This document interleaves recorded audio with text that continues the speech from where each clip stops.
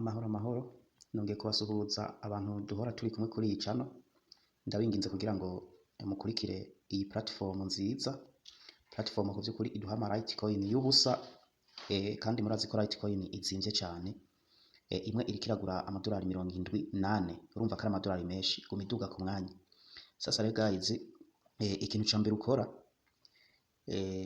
urafyonda kuri link mba natanze kugira ngo wiyandikishe. Kuba ari muri groupe ya WhatsApp bobo mba nayibahaye 5x5, barahita binjira bakore sign up, hama ibintu bigende neza. Sasa rero ikintu ca mbere ukora, urabanza ukinjira muri Trust Wallet yawe, urabanza ukinjiramo, wamara kwinjiramo nk'uku kwanje, ugaca ureba iyo bitwa Litecoin. Hengiyi mwese mu Trust Wallet zanyu Litecoin imeze uko. Ego ku bantu rero batayizi niyi, urabona yuko ubu yaduze igiciro, igeze ku madolari 75. Urabona ko iguma iduga. Ego hama rero uca uza ngaha kuri receive, wamara kuhaja ukahafyonda, wamara kuhafyonda ucugira copier cyangwa se copy, ucufyonda. Urabona ko yamaze kuba copier, hama uca wivirayo aha uba uhejeje. Sawa, hama rero ukaca ufyonda kuri link mba natanze, ushobora kuyirondera kuri WhatsApp hano nayitangiye, cyangwa se muri description y'iyi video naho urayisangaho. For example reka ndayitore muri groupe ya WhatsApp menya neza Crypto Cash, urayirondera, ariko je ndaza kuyibaha muri description. Uraza kuyirondera,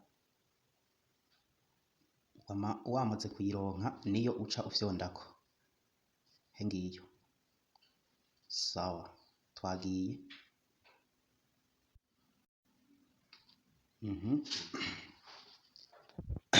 Cha turindira connection zikaza nyene ikashika. Urabona kiriko irarodinga, iyo rero tugeze ngaha, ku bantu bashasha batarakora konte baca bamanuka ngaha, ariko ku bantu basanzwe bafise konte baca bafyonda aho handitse ngo sign in. Aha baca bafyonda aha kuri aka kantu niho sign in ikorerwa. Sawa, ariko ngira nereka abantu badafisemo konte, uramanuka, urabona ngaha handitse ngo urabona hambere handitse ngo name, aha kabiri email, aha gatatu password. Urabona hambere wandikamo izina ryawe ryose uko ryanditse kuri karangamuntu, aha kabiri ushiramwo email yawe, aha gatatu ugashiramo password. Kandi bibereke neza, urabona ko fyonze kuri name, ngandika nka Mugisha Olivier, hama munsi cashiramo email yiwe.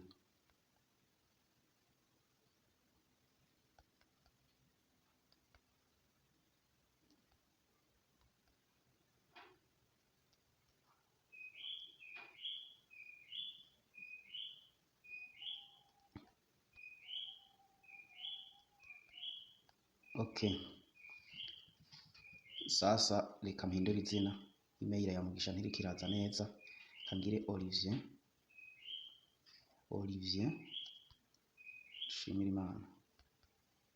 Shimirimana.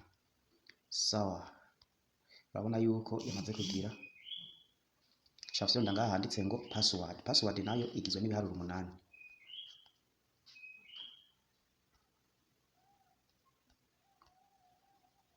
Murabona jewe password nkoze, ucufyonda rero aha handitse ngo sign up, ikirodinga aha gumirodinga. Urabona ko ngo ya registration successful. Urabona ko baturungikiye muri spam akantu ko kuverifya inozeye. Aha rero nitwamara kudushitse ngaha, dushitse ngaho urabona ko batwandikiye ngo ahantu abantu benshi barakunda kuhihendera. Urabona ko batwandikiye ngo congratulations, you have received $10 bonus and it's already variable in your balance. Urabona hari abantu bibaza ngo izi USDT baduha 10 ngo uzirotira. Oya, izi USDT 10 bobo nyene baca bazihindura mu Litecoin. Ntibaziguha ari USDT, ahubwo baca bazihinduramwo ama Litecoin, niyo baca baguha, niyo yaya. Nari mfise ubusa, ariko urabona yuko bashize ko za $10. $10 rero zingana n'aya ma Litecoin. Nuko rero bimeze mu gukora ico bitwa withdraw ku by'ukuri ikorwa mu buryo bukurikira. Abona hariho VIP ya mbere. Iyi VIP ya mbere VIP ni version 1.0. Iyi VIP 1.0 ku isaha uronkizi ku munsi ukaronka ama Litecoin aya. Iyi VIP rero urotira rimwe, kandi iyo urotiye rimwe urotira 0,0001 Litecoin nizurotira. Iyi VIP ndayitindeho gatoyi. Iyi VIP rero igufasha kuzoronka duke buri munsi, ukarutira izo 0,01 mpaka ukazokwiza aya VIP ya kabiri. Iyi VIP ya kabiri rero ushoramwo ama Litecoin 0.1 Litecoin ngira na madolari 7-8 uko. Iyo uyishoyemo rero ku munsi urotira inshuro zibiri. Ku munsi urotira inshuro zibiri. Iyi VIP izomara amezi 3. Izomaramwo amezi 3. Ariko muri aya mezi 3 uzokwama warotira inshuro zibiri, kandi urotira 0,001 amadolari ubusa n'ibice ubusa indwi. Amadolari ubusa n'ibice ubusa indwi. Umva ku munsi ucurotira amadolari ubusa n'ibice ubusa indwi inshuro zibiri, urumva ni $0,14 ku munsi. Iyo ugumye urotira buri munsi biguha amahirwe yo kuronka VIP ya gatatu, canke se bivana n'umuntu. Hari umuntu ashobora kuvuga tapu sisubira kuyashiramo ukaca uyarya, bivana nawe. Iyi VIP ya gatatu irazimvye, utanga Litecoin imwe, urumva n'amadolari 78. Urumva ko ari menshi cyane. Ariko ku munsi baguha 0,0D ngira amadolari 18-17 uko. Mu kurotira naho urotira inshuro 3 ku munsi. 3 ku munsi re ucurotira ngahe? Ucurotira 0,001. Bisigure ko urotiye inshuro 3 urotira 0,03. Izo 0,03 rero uco usanga ziriko ziraguzanira amadolari ngira 4 uko. Umva kari menshi. Sasa rero iyi VIP ni nziza, ubishoboye woyikora. VIP ya gatatu ni iyi ushiramo 2. VIP rero ya nyuma iyi niyo nziza ku bantu bafise Litecoin 3. Iyi premium version ya 1.4 yoyo ushoramwo ama Litecoin 3. Litecoin 3 rero nta minimum yo kurotira. Urotira ayo yose ushaka kurotira, ukarotira igihe cyose ubishakiye. Nta minimum, ntibigira bakubwira ngo minimum naya. Oya, urotira igihe cyose ushakiye ayo ushakiye. Mu kurotira rero urabanza ukaja ngaha aho handitse ngo withdraw. Mwibuke link twatoye muri MetaMask. Iyo ugeze ngaha aribwo bwa mbere bakubwira ngo verify, bakubwira ngo mobile verification. Ngaha urashiramo nomero za telefone zawe. Urabanza ugahiga ururimi, bambe igihugu Burundi canke se Rwanda, ukacushiramo nomero za telefone. Umaze kuzishiramo uca ufyonda handitse ngo continue. Umaze kuhafyonda baca bakwereka ahantu ushira ico bitwa code. Iyo code rero bayikurungikira kuri iyo nomero. Iyo code rero niyo ucushiramo. Hejeje kuyishiramo baca bakwereka ahantu ushira adresse yayindi twakura muri Trust Wallet. Iyi konte kubera ari shasha atari ni yanje, reka nje ku konte yanje aba ariyo ndaberekera ko rotre kugira ngo ibintu bigende neza.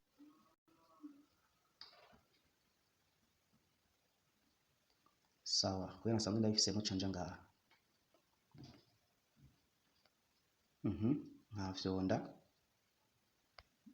nkafyonda aha mbere uca ushiramo email yawe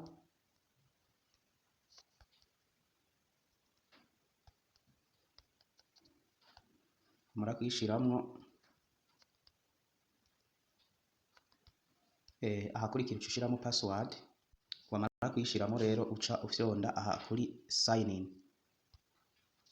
kirodinga yamara kurodinga urabona yuko bakubwiye ngo login successful redirecting urumva ikiragira sawa ugeze rero muri konti yawe uca ufyonda kuri withdraw jewe ndabibutse yuko ndi kuri VIP ya kabiri iyi ya kabiri niyo ndiko ariko uno musi ndagura iya gatatu ndi kuri iyi natanze 0,8 Litecoin nemererwa kurotira inshuro 2 ku munsi mwebwe kubera ari VIP ya mbere murotira rimwe ku munsi ego hari gihe rero umuntu aja kurotira bakaca bamubwira ngo share the payment on your social media bikaca vyanka igihe vyase uca ufyonda aha canke ugafyonda kuri Twitter niho heza ukaca usharinga link yawe iyo post ya link yawe wagize niyo uca ugira copy uca uzana ngaho ukayipestingamo umara kuyipestingamo ukaca urungika bica bikunda kurotira sasa reka twagiye aca dushiramo ya link twa copy muri Trust Wallet tubandanye muri Trust Wallet uca dushiramo ya address wallet ya Litecoin twamara kuyipestingamo campesting imwe yanje nawe urashiramo iyawe uca usonda kuri continue bamara kuhafyondika loadinga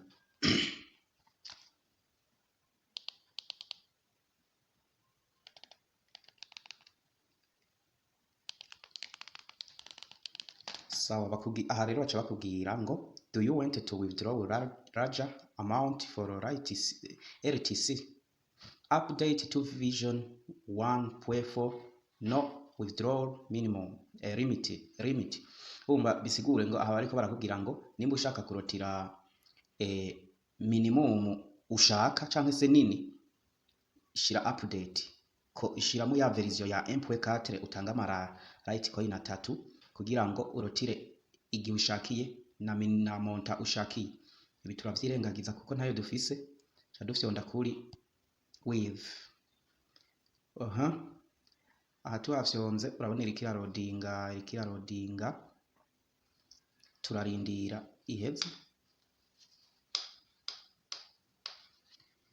turawaitinga until iheze urabona ko atubwiye ngo your withdrawal is confirmed send 0.0 urabona ko withdraw ihejeje kuba reka turindire reko muri Trust Wallet batubwira yuko twakiriye ama Litecoin katurindire ndabibutse ko iyo ari inshuro ya kabiri ndotiye kuko ubwa mbere nayo narotiye ubu nsubiyemo kurotira kugira ngo ndabereke je nemerewe kurotira inshuro 2 ariko we ukiri kuri VIP y'ubuntu rotira rimwe nta kibazo kandi rotire buri munsi ni sawa kuko nanje natanguye nyene uko nza kuduza ayo marayiti bivanye nayo nakuyemo ngaha nyene urabona ko turi muri Trust Wallet ata kintu kiraza kuko payment iza mu minota 2 aha après 2 minutes turabona ayacu atugezeho